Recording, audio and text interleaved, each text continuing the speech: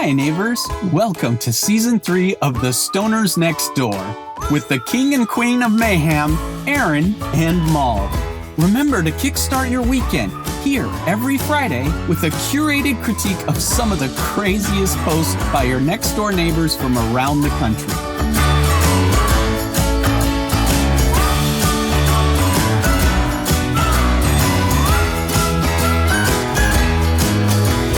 This is Aaron. And I'm Moll, and we're back to take a look at what's going on in our neighborhoods. Oh, you know what? No. Last episode, you forgot to talk about I did say I was going to speak about that. Remember a couple weeks ago, Yeah. I said she was out, that we had been on a tour of Happy Kitchen. Yeah. And she was out doing some product testing on special assignment. And so she's here today with a report. I am. One of those products. Yes. And I tried this morning too. I like this very much. It's a pineapple hard candy, which now that I say that and all the references we've ever had to pineapples here. Pineapple under the sea. Yeah, it just sounded funny, a little strange, but it's pineapple hard candy. So that's the way it makes you think when you're when you're taking it. Actually, you know what's really cool? These don't have that little bitter aftertaste. So I'm liking these. Plus, it's a sativa blend. And I really got my house very clean while I was on assignment. So Jason in Richmond says, Andy, look, it's probably my fault, but I fell asleep on my front yard after drinking too much potato juice. Vodka. My wife tells me it's vodka. Some neighborhood kid wrote Andy on the bottom of my foot with a Sharpie. Say, what's that button do? I don't blame this kid or an enterprising adult, but my life has been a living heck ever since. We own a French bulldog, a stocky, stout creature, but I keep finding her sitting at the foot of my bed while drinking out of the toilet. I don't live in a studio apartment. I'm a Marine Corps veteran, and the constant banter of my daughter's army men has a bit more profanity than I would expect from a child's toy. Minesweeper guy is weirdly obsessed with breasts, but he's screening for cancer, so I guess. Finally, we live in Portland. It rains. I keep the sunroof closed, but the banging of abandoned toys is driving me crazy. How did they even find fireworks in October? Or if your child wrote Andy on a guy just trying to relax on a Sunday afternoon, please DM me. We need to talk. For God's sake, who gave my kid a Moe's shark? that's so funny. I don't even know what that is talking about, except he's kind of on this random rant, but he goes back to the fact that somebody wrote on the bottom of his foot.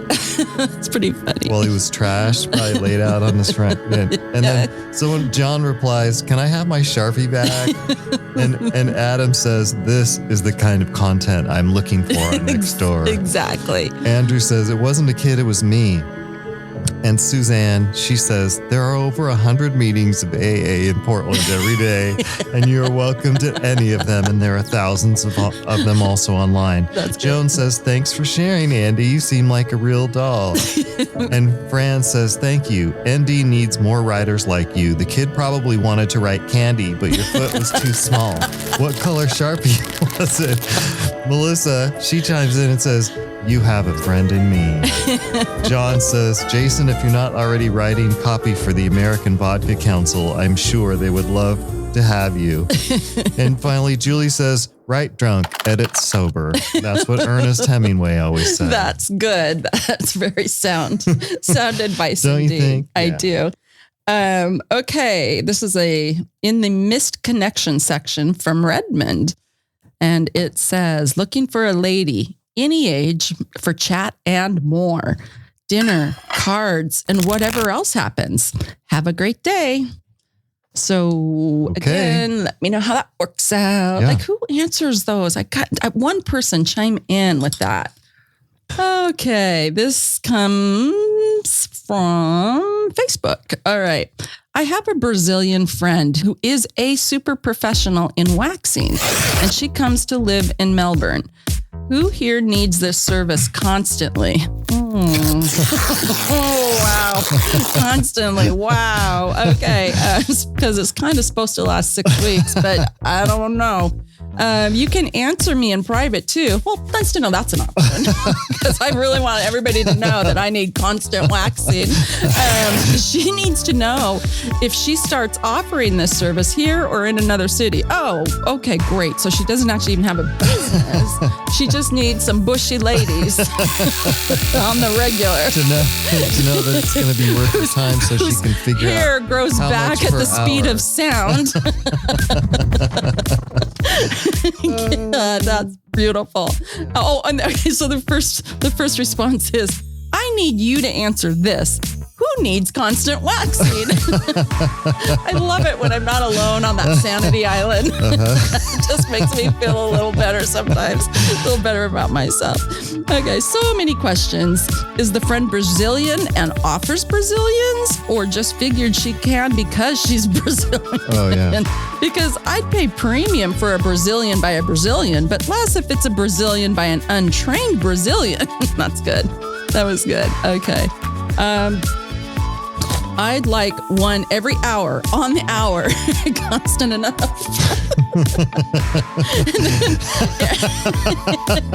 That means you just kind of, you never stop. You would never. It's like those candles that don't blow out on a birthday cake. They just, thought I had it. Nope, keeps coming right back. Will you look at that? My God, it was growing while you were cutting it off. I just took that thing off, I swear. I cannot. Oh, this one's blowing my mind. Whoopsie, there's another. Oh, God. These people are too funny. Okay, Aaron says, I'm in Melbourne and naturally mostly hairless, if that helps. No, it doesn't. We need the hour by hour. We need to go back to that, girl. Oh, my God. That hurt. That actually hurt my stomach a little bit. Okay, do you have another one there? I have another one. Okay. Coyotes. There's so much controversy of how to say that. I think it's coyotes. Just pick one. Okay.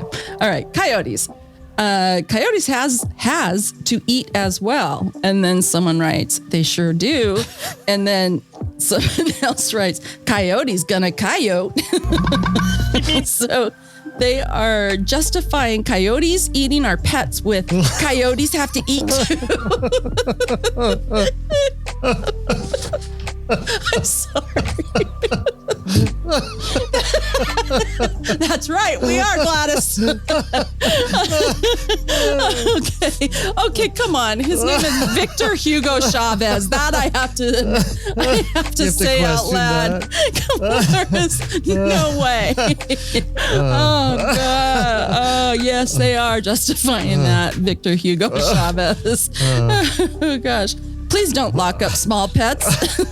Coyotes gotta eat.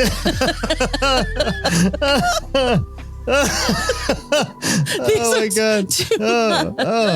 Okay, If we could find a fast waxing coyote. No. That's it for this week's edition of the Stoners Nextdoor. And finally, these two back-to-back stories from former moderators in Nextdoor. Number one was Alan in Northwest. He says, Nextdoor is going to become a shithole. That's right, you heard me.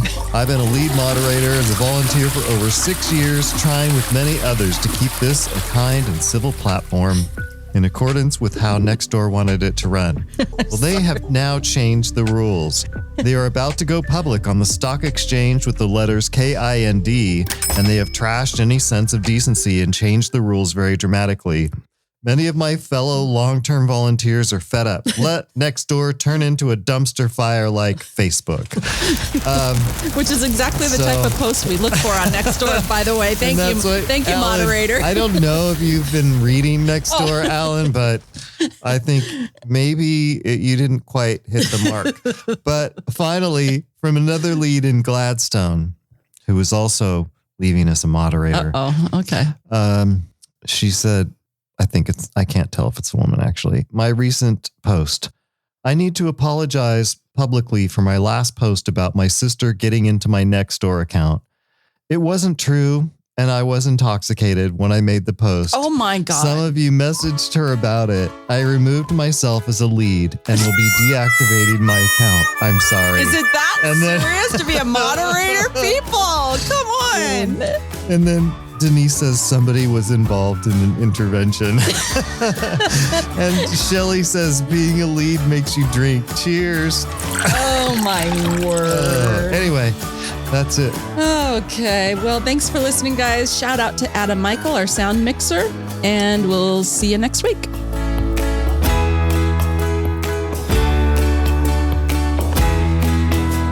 And remember, no matter who you are or where you live, always be nice to the stoners next door, because you never know who they are and you never know what stories they have to tell.